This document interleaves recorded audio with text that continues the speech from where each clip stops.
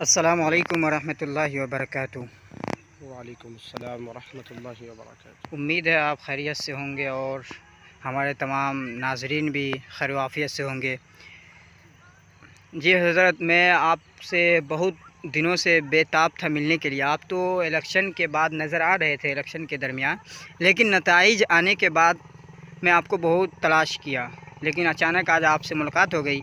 तो चलिए, इसी मुलाकात के दरमियान कुछ गुफ्तगू हो जाती है और कुछ सियासत पे भी। और आपकी शायरी इससे पहले मैं सुन चुका हूँ, इसलिए मुझे ऐसा लगता है शायद मैं आपका दीवाना हो गया हूँ। तो चलिए, इसी दीवानगी को आज फिर से एक मरतबा ज़ाहिर करते हैं और कुछ आपसे गुफ्तगू करते हैं। इंशाअल्लाह बेधड़क कर सकते हैं हम, क्योंकि हम ऐसे ख़ानदानों से आते हैं जो हमारी ख़ानदान जो है हमेशा जो है बोलने में या काम करने में या कुछ किरदार अदा की है। इसलिए हम बोलने वाले में से हैं, बोलेंगे, हम गूंगे बहरे नहीं हैं। तो जिसके बारे में हो हम बोल सकते हैं, हमें डर नहीं लगता है। दुनिया में आए हैं तो आज न कल तो जाना ही है। जी चलिए, अच्छी बात है, पूछना है। ऐसे ही होना चाहिए। बोलने वालों की आज दुनिया में, और जो है बोलने वालों की हिंदुस्तान में बिलखुसूस चर्चा होती है और बोलने वालों ही को हक में दिया जाता है। तो चलिए, आपने इजाज़त दे दिया है कुछ सवाल के लिए, तो कुछ शायरी हो जाए पहले। देखिए, शायरी तो ये हो जाए कि ज़्यादा चर्चा अभी जो है अमोर विधानसभा से। जी तो अमोर के लेके ये है कि हमें जो कहा जाता था पहले कि छोटा पप्पू यादव, कुछ गांव में लड़के लोग कहते थे, क्योंकि हमारी जी, तो आप अमोर को कह के मुझे ये याद ताज़ा कर दिया। अमोर के वो पप्पू यादव है जो पूर्णिया के सांसद है, उन्होंने कहा था अख्तर ईमान अगर जीत जाएगा। हाँ, ये गोया के जलील मस्तान के बारे में उन्होंने कहा था अगर ये हार गया तो हम सियासत छोड़ देंगे। गोया के वो अमोर से अख्तर ईमान का सफाया करना चाहते थे, लेकिन अल्लाह ने 40,000 तकरीबन वोट से उन्हें जीत दर्ज करवाई है। तो आप इसको लेकर भी कुछ बोलिएगा। इसी के चर्चे में हम कुछ कहना चाहते हैं शायरी के ज़रिए से कि वो तो फिर गैर हैं, उनसे तो शिकायत कैसी। पहले हमने पप्पू यादव को बहुत अच्छा समझा, अपना समझा, मगर वो थम्सअप निकला। अच्छा, समझे? ये तो थम्सअप वाले ओवैसी का तो कहीं हाँ, कहीं उनका से डायलॉग है राहुल गांधी के ऊपर। जी तो उन्हीं के ये भी बन दीवाने हैं ना। जी। ये हालांकि राहुल गांधी इनको अपने मन से धक्का देकर हटा देते हैं, ऐसा लगता है कोई एक दूध से मक्खी निकाल के फेंका जाता है। जी, इसी तरह उनको धक्का दिया जाता है, पर इनको एहसास नहीं होता है ये जो है कांग्रेस का चाटने वाले में से ये बन गए हैं जब से। और हालांकि निर्दलीय जीते हैं, इनको अपना वकार रखना चाहिए निर्दलीय के नहीं, तरह। निर्दलीय तो जीता है, लेकिन कहीं से ओवैसी का भी समर्थन इनके साथ था। समर्थन रहा है, भरपूर समर्थन। हैदराबाद से आवाज़ उठाए थे कि उनका साथ दीजिए। वो अपना कैंडिडेट को भी वापस कर लिए थे। जी, तो हम ये कहना चाहते हैं कि वो तो फिर गैर है, उनसे तो शिकायत कैसी।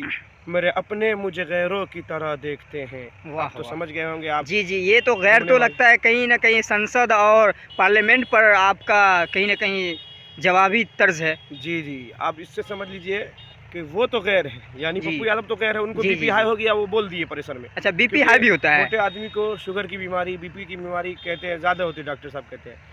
तो उनको भी, हमको लगता है कि बीपी उस दिन हाई था कि उस 3 बार बोल रहा था। लहसुन जो बेचने वाला आता है गाँव घर में, बोलता लहसुन लिया, लहसुन, लहसुन लिया, लहसुन। तो इसी तरह से वो बोल रहा था अमोर है ना, अमोर, अमोर है ना, अमोर। अच्छा, ये तो एक कमेटी हो गया। नहीं, इतनी बार बोलने का मकसद ये है कि वो बीपी हाई में थे। अच्छा इसलिए अभी देखिए, अभी उनका देखिए मीडिया जो जाता है तो बोलता हम परेशान हैं, हमको मत परेशान कीजिए, अच्छा। हमको आराम करने दीजिए। क्यों बोलते हैं? वो उनका बीपी हाई था उस दिन, इसलिए।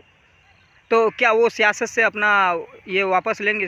वो बोले थे हम इस्तीफ़ा दे देंगे। अब तो हमको नहीं लगता है कि वो वापस लेंगे, क्योंकि वो दिल्ली बैठ गए हैं।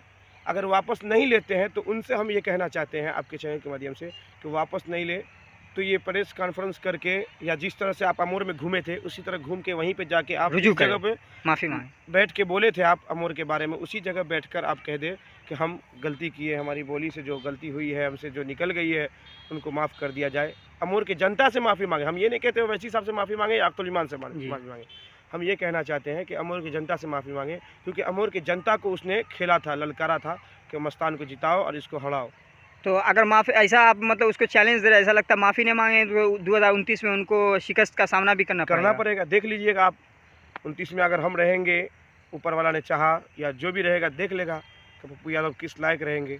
अच्छा, क्योंकि उनकी पार्टी भी ख़त्म हो चुकी है, अपनी पार्टी। जी जी जी। तो दूसरे पार्टी से आप जुड़ गए हैं, तब वो भी जो एक सीट लाते थे वो भी अब देखिए 29 में क्या होता है।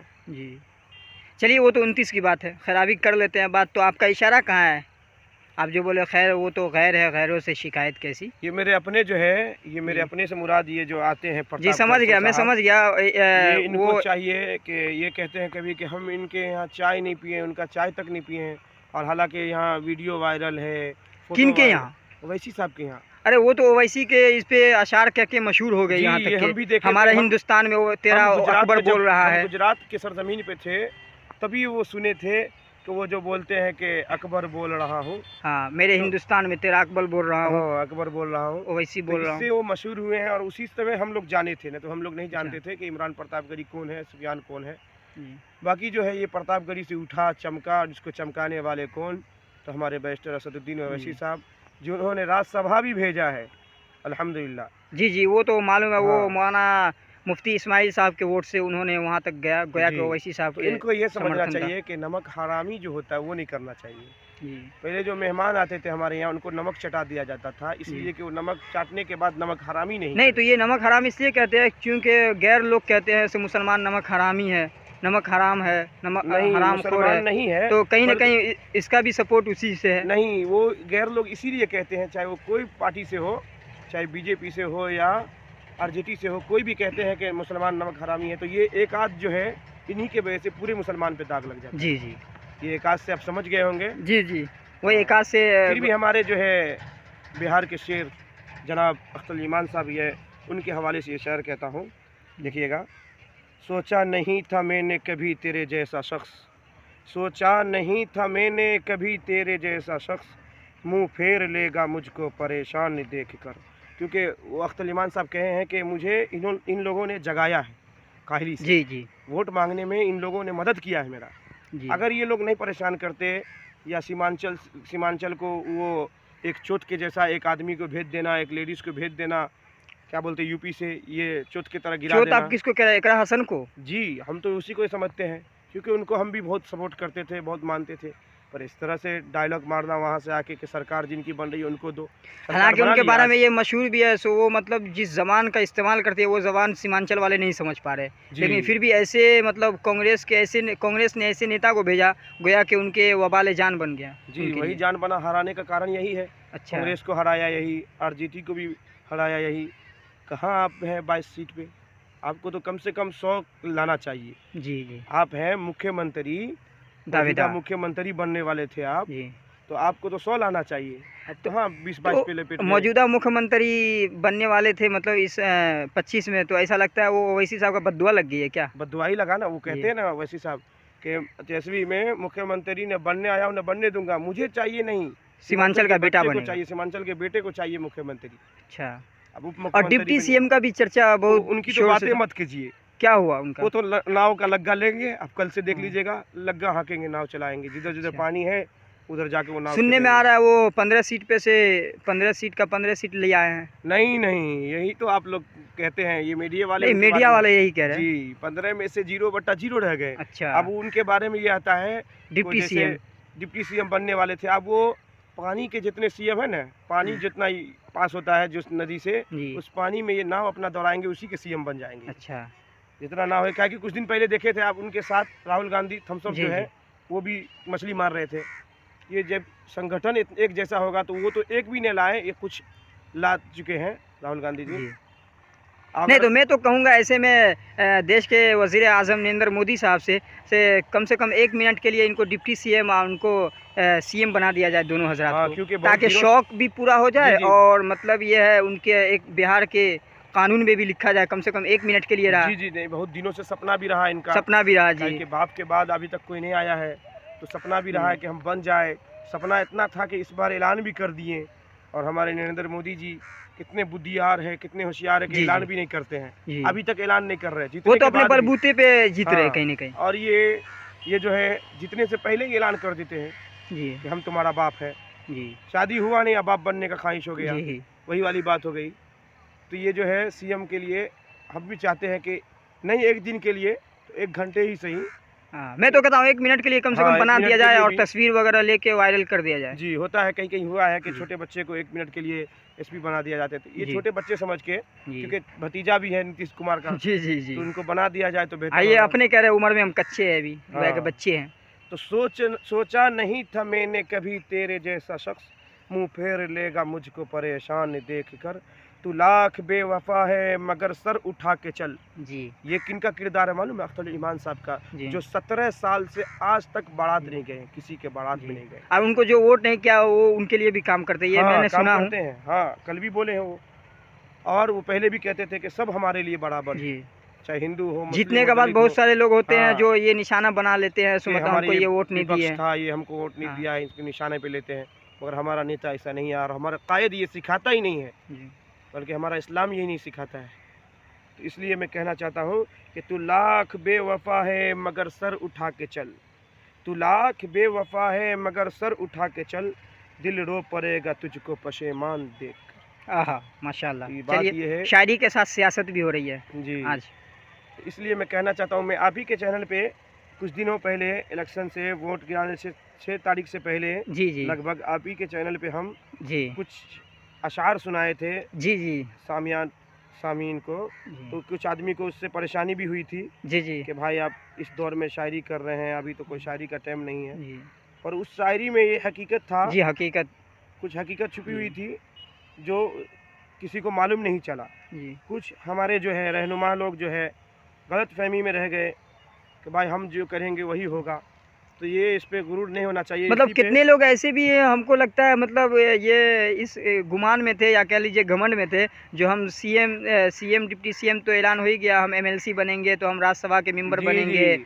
तो उन लोग का क्या हुआ? हार्ट अटैक तो नहीं हुआ? नहीं, वो लोग फिर अब क्या करेंगे, झुंझुला लेके घूमेंगे। हमारे वैसे अच्छा। सब जब आएंगे ना बिहार, तो उन लोग को हम कहेंगे उनके कि स्वागत में। हाँ, तो उन लोगों को कहेंगे कि आप लोग झुंझुना लेके घूमिए, बजाइए। जी कभी हम बजाए अच्छा, थे ढोल। आपको ये सब बोलने में डर नहीं लगता है? सो हमें कहीं क्या हमको डर विपक्ष टॉर्चर न करे? कोई टॉर्चर करने वाला नहीं है, क्योंकि डरता नहीं मरने से दीवाना मोहम्मद का, जी जी चल जाता है हंस हंस के दीवाना मोहम्मद का।